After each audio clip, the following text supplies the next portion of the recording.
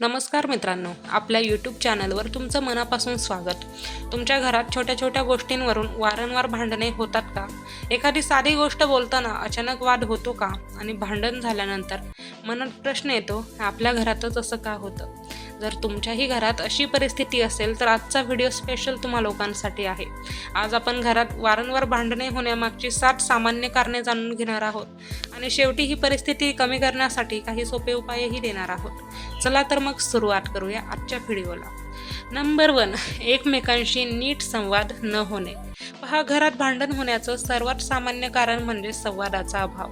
एखाद्या व्यक्तीला काही गोष्ट किंवा कोणतीही गोष्ट जर मनापासून त्रास देत असते किंवा त्रास एखाद्या गोष्टीचा त्या व्यक्तीला होत असेल तर ती व्यक्ती ते स्पष्टपणे सांगतच नाही आणि समोरच्याने त्याला म्हणजेच त्या व्यक्तीला आपलं मन कोणीतरी समजून घ्यावं किंवा आपल्या मनात चाललंय ते पुढच्याने समजून घ्यावं अशी अपेक्षा तिची असते. पण प्रत्येकाला दुसऱ्याच्या मनात काय चाललं आहे हे कळेलच असं नाही आणि दरवेळी कळेल असं नाही. यामुळे छोटा गैरसमज हा मोठ्या वादात बदलू शकतो. म्हणून मनात राग साठवून ठेवण्यापेक्षा शांतपणे आपल्याला नेमकं काय वाटतंय हे सांगणं महत्त्वाचं आहे. यामुळे मोठ्यातले मोठे वाद टळू शकतात. नंबर 2, जुन्या गोष्टी पुन्हा पुन्हा काढणे. काही घरांमध्ये आजच्या भांडणात 10 वर्षापूर्वीची गोष्टसुद्धा बाहेर काढली जाते किंवा आजच्या भांडणात 10 वर्षापूर्वी केलेली ती चूकसुद्धा मांडली जाते. तू तेव्हा असं का केलं होतंस किंवा मागच्या वेळी तू असंच केलं होतंस असं बोलत राहिल्यामुळे सध्याचा प्रश्न सुटत नाही, उलट राग आणखी वाढतो. आणि जुनी चूक जर खरंच महत्त्वाची असेल ना तर योग्य वेळी शांतपणे तिच्यावर चर्चा करा. पण प्रत्येक वेळी नवीन वादात जुन्या चुका काढणे टाळा. यामुळे वाद टळू शकतात आणि वाद हे मिटवून सुद्धा घेता येऊ शकतात. नंबर 3, आर्थिक ताण. पैशांशी संबंधित समस्या घरातील वातावरणावर मोठा परिणाम करू शकतात.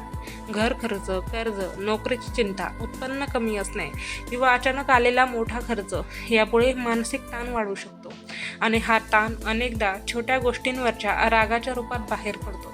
म्हणून आर्थिक समस्या असतील तर एकमेकांना दोष देण्यापेक्षा बसून उत्पन्न आणि खर्च याबद्दल शांतपणे चर्चा करणे अधिक उपयोगी ठरते. नंबर 4, एकमेकांकडून खूप अपेक्षा ठेवणे.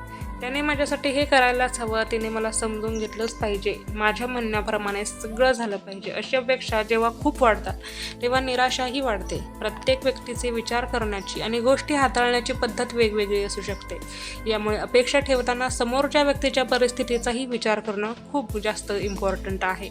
नंबर 5, तणाव आणि थकवा. पहा, कधी कधी घरात भांडण्याचं खरं कारण घरातील व्यक्ती नसतात. नोकरीचा ताण, घरातली कामं, झोप पूर्ण न होणं किंवा दिवसभराचा थकवा यामुळे व्यक्ती आधीच चिडचिडी झालेली असू शकते.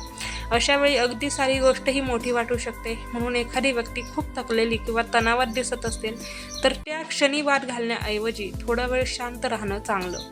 नंबर 6, इतर लोकांच्या बोलण्याचा जास्त प्रभाव.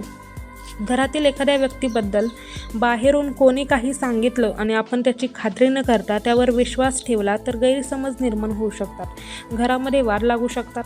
अमुक व्यक्तीने तुझ्याबद्दल मला हे असं सांगितलं, मला असं ऐकायला मिळालं किंवा त्या व्यक्तीपाशी तू माझ्याविषयी असं बोलला वगैरे. तर अशा गोष्टी घरातील नात्यांमध्ये दुरावा निर्माण करू शकतात आणि म्हणून कोणाचंही बोलणं ऐकून लगेच निष्कर्ष काढण्यापेक्षा संबंधित व्यक्तीशी थेट बोलणं अधिक चालणं. यामुळे तुमच्या घरातील वाद हे टळू शकतात.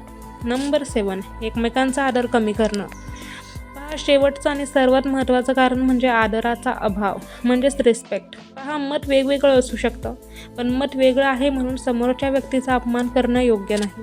ओरडणं, सतत टोमणे मारणं, टोचून बोलणं, टाकून बोलणं, अपमानास्पद शब्द वापरणं किंवा दुसऱ्याला कमी लेखणं यामुळे नात्यातील विश्वास हळूहळू कमी होतो. भांडण जिंकलं तरी नातं हरवण्याची शक्यता असते. म्हणून मतभेद झाले तरी व्यक्तीवर नाही तर समस्येवर चर्चा करा. पहा, घरातील भांडणं कमी करण्यासाठी आता आपण 5 सोपे उपाय पाहणार आहोत. त्यातील पहिला उपाय, रागाच्या क्षणी निर्णय घेऊ नका. पहा, आपल्या घरामध्ये भांडण झालं तर आपण त्या रागामध्ये काही निर्णय घेऊन बसतो. नंतर काय होतं, ते निर्णय तर आपण तेव्हा घेतो, त्या निर्णयावर आपण ॲक्शनही घेतो पण नंतर कधी ते पश्चातापाचं कारण देखील बनू शकतं. म्हणून रागाच्या क्षणी निर्णय घेऊ नका, शांत राहा. नंबर 2, दुसरा उपाय, समोरची व्यक्ती बोलत असताना मध्येच तोडू नका. तिसरा उपाय, तू नेहमी असं करतोस किंवा तू असंच का करतोस असं म्हणण्याऐवजी मला या गोष्टीमुळे वाईट वाटलं असं बोला. चौथा उपाय, जुन्या चुका पुन्हा पुन्हा काढण्यापेक्षा सध्याच्या समस्येवर, सध्या जो प्रॉब्लेम आहे त्यावर लक्ष केंद्रित करा. पाचवा उपाय, घरात प्रत्येकाला आपलं मत मोकळेपणाने सांगता येईल असं वातावरण तयार करा. मित्रांनो, प्रत्येक घरात मतभेद असू शकतात. भांडणं झाली म्हणून नातं संपलं असं नाही. महत्त्वाचं आहे की भांडणानंतर आपण समस्या सोडवण्यासाठी काय करतो. जर घरात सतत गंभीर वाद होत असतील, अपमान किंवा हिंसा होत असेल तर विश्वासू व्यक्ती किंवा समुपदेशकाची मदत घेणे योग्य ठरू शकते. तुमच्या मते घरात भांडण होण्याचं सर्वात मोठं कारण कोणतं आहे? कमेंटमध्ये नक्की सांगा. व्हिडिओ आवडला असेल तर लाईक करा, चॅनलला सबस्क्राईब करा आणि हा व्हिडिओ तुमच्या जवळच्या व्यक्तींसोबत नक्की शेअर करा. पुन्हा भेटूया एका नवीन आणि मनोरंजक व्हिडिओमध्ये. धन्यवाद.